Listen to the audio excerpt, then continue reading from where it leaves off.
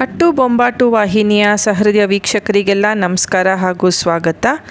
ಈ ವಿಡಿಯೋವಿನ ಅಡುಗೆ ಕ್ಯಾಬೇಜ್ ಪಲಾವ್ ಅಥವಾ ಕ್ಯಾಬೇಜ್ ರೈಸ್, ಕೋಸ್ಗೆಡ್ಡೆಯಲ್ಲಿ ಮಾಡೋದು ಒಂದು ರೈಸ್ ಐಟಮ್ ಇದು. ಇದನ್ನು ನಾನು ಇಂಟರ್ನೆಟಲ್ಲಿ ನೋಡಿದೆ. ಇದ್ರ ಇಂಗ್ರೀಡಿಯೆಂಟ್ಸು ಮತ್ತು ಕಾಂಬಿನೇಷನ್ನು ಹೊಸದಾಗಿತ್ತು, ಇಂಟ್ರೆಸ್ಟಿಂಗ್ ಆಗಿತ್ತು. ಮಾಡಿ ನೋಡೋ ಅಂತ ಟ್ರೈ ಮಾಡಿದೆ. ಮನೇಲೆಲ್ಲರಿಗೂ ಇಷ್ಟ ಆಯಿತು, ಅದಕ್ಕೆ ಇಲ್ಲಿ ಶೇರ್ ಮಾಡ್ತಾಯಿದ್ದೀನಿ ನಿಮ್ಗಳ ಜೊತೆಗೆ. ಸೊ ಮೊದಲಿಗೆ ಒಂದು ಪ್ರೆಷರ್ ಕುಕ್ಕರಲ್ಲಿ ಸ್ವಲ್ಪ ಎಣ್ಣೆ ತೊಗೊಂಡಿದ್ದೀನಿ. ಎಣ್ಣೆ ಬಿಸಿ ಆದಮೇಲೆ ಒಗ್ಗರಣೆಗೆ ಜೀರಿಗೆ ಹಾಕ್ಕೊಳ್ಳೋಣ. ಜೀರಿಗೆ ಸ್ವಲ್ಪ ಕಲರ್ ಚೇಂಜ್ ಆಗಿ ಸ್ವಲ್ಪ ಡಾರ್ಕ್ ಆಗುತ್ತೆ. ಈ ಥರ ನೋಡಿ, ಈ ಥರ ಆಗುತ್ತೆ. ಇದಾದಮೇಲೆ ಈರುಳ್ಳಿ ಹೆಚ್ಚಿಟ್ಕೊಂಡ್ರು ಅದನ್ನು ಹಾಕ್ತಾಯಿದ್ದೀನಿ. ನಾನು ಹೇಳ್ದಂಗೆ ನಾನು ಈರುಳ್ಳಿ ಮತ್ತು ಕೋಸ್ಗೆಡ್ಡೆ ಹಾಕಿ ಕಾಂಬಿನೇಷನ್ ಅಡುಗೆ ನಂಗೆ ಜ್ಞಾಪಕ ಇರೋಂಗೆ ಯಾವುದೂ ಮಾಡಿಲ್ಲ. ಅದಕ್ಕೆ ಇದು ನೋಡೋಣ ಹೇಗೆ ಬರುತ್ತೆ ಅಂತ ಟ್ರೈ ಮಾಡಿದೆ. ಇದು ಒಂದು ಹೊಸ ಕಾಂಬಿನೇಷನ್ ನಮ್ಮ ಅಡುಗೆಗಳಲ್ಲಿ ಹೇಳೋದಾದರೆ, ಈರುಳ್ಳಿ ಮತ್ತು ಕೋಸ್ಗೆಡ್ಡೆ. ನಾವು ಯೂಶ್ವಲಿ ಕೋಸ್ಗೆಡ್ಡೆನಲ್ಲಿ ತವ್ವೆ ಮಾಡ್ತೀವಿ, ಪಲ್ಯ ಮಾಡ್ತೀವಿ, ಹುಳಿ ಮಾಡ್ತೀವಿ, ಇಲ್ಲ ಅನ್ನ ಕಲಿಸ್ತೀವಿ, ಕಲಿಸಿದ ಅನ್ನ ವಾಂಗಿಬಾತ್ ಥರ. ಇದೊಂದು ಬೇರೆ ಥರ ವರ್ಷನ್ ಅದರದ್ದೇ. ಸೊ ಈರುಳ್ಳಿ ಬಾಡಲಿ, ಸ್ವಲ್ಪ ಬ್ರೌನಿಷ್ ಆಗಲಿ. ಇದಾದಮೇಲೆ ಪೌಡರ್ ಮಸಾಲೆಗಳು ಹಾಕ್ಕೋಬೇಕು ನಾವೀಗ. ಮೊದಲಿಗೆ ಅರಿಶಿನ,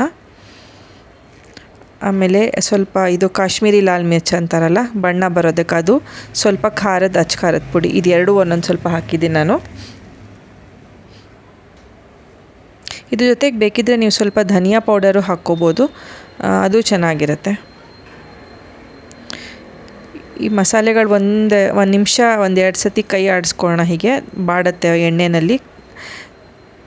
ಇದಾದಮೇಲೆ ನೆಕ್ಸ್ಟು ಟೊಮ್ಯಾಟೊ ಹಾಕ್ತೀವಿ ಇದಕ್ಕೆ. ಟೊಮ್ಯಾಟೊ ನಾನು 2 ದಪ್ಪ ಟೊಮ್ಯಾಟೊ ತೊಗೊಂಡಿದ್ದೀನಿ.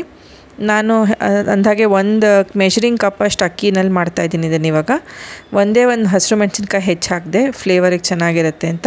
ಇದಕ್ಕೆ ಮಧ್ಯದಲ್ಲಿ ಇನ್ನೊಂದು ಪ್ರೆಪ್ ನೀವು ಮಾಡ್ಕೋಬೇಕು ಇದಕ್ಕೆ. ಅಂದರೆ ಒಂದು ಮೆಷರಿಂಗ್ ಕಪ್ ಅಕ್ಕಿಗೆ 2 ಟೇಬಲ್ ಸ್ಪೂನಷ್ಟು ಕಡಲೆಬೇಳೆ ತೊಗೊಂಡು ಅದನ್ನು ನೆನೆಸ್ಕೋಬೇಕು. At least 1 hour ನೆನೆಸಿಟ್ಕೋಬೇಕು. ಅದನ್ನು ತೋರಿಸ್ದೆ ನಿಮಗಲ್ಲಿ. ಅದಾದಮೇಲೆ ಅದನ್ನು ಆಮೇಲೆ ಮುಂದಕ್ಕೆ ಹಾಕ್ತೀವಿ. ಈಗ ನಾನು ಹೆಚ್ಚಿಟ್ಕೊಂಡಿರೋ ಕೋಸ್ಗೆಡ್ಡೆ ಹಾಕಿದ್ದೀನಿ.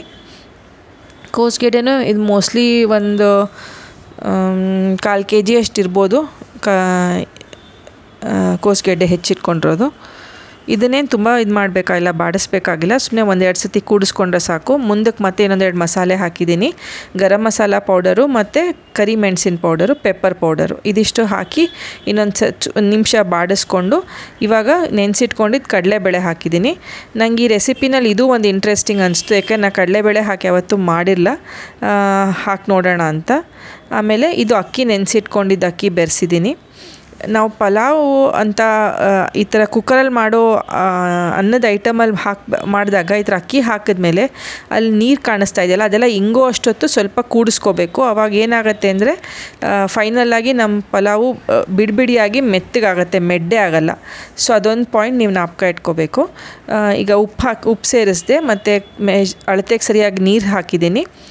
ಇವಾಗ ಅನ್ನ ಆಗೋ ಅಷ್ಟೊತ್ತು ಒಂದು 2-3 ವಿಸಿಲ್ ಬೇಕಾಗತ್ತೆ. ಕೂಗಿಸ್ಕೊಂಡ್ರೆ ನಮ್ದು ಇವಾಗ ಕ್ಯಾಬೇಜ್ ರೈಸ್ ಅಥವಾ ಕ್ಯಾಬೇಜ್ ಪಲಾವ್ ರೆಡಿಯಾಗಿದೆ. ನೋಡಿ ಎಷ್ಟು ಚೆನ್ನಾಗಾಗಿದೆ, ಕರೆಕ್ಟಾಗಿ ಬೆಂದಿದೆ. ನೀರಿನ ಅಳತೆ ಕರೆಕ್ಟಾಗಿ ಇಟ್ಕೊಂಡ್ರೆ ಈ ಥರ ಬರುತ್ತೆ. ನಾನು ಹೇಳಿದ್ನಲ್ಲ, ಸ್ವಲ್ಪ ನೀವು ಅಕ್ಕಿ ಹಾಕಿದಾಗ ನೀರು ಇಂಗಿಸ್ಕೊಂಬಿಡಿ, ಅದೊಂದು ಶೋರ್ ಶಾಟು, ನಿಮ್ಮ ಪಲಾವ್ ಮೆಡ್ಡೆ ಆಗಲ್ಲ ಅಂತವಾಗ.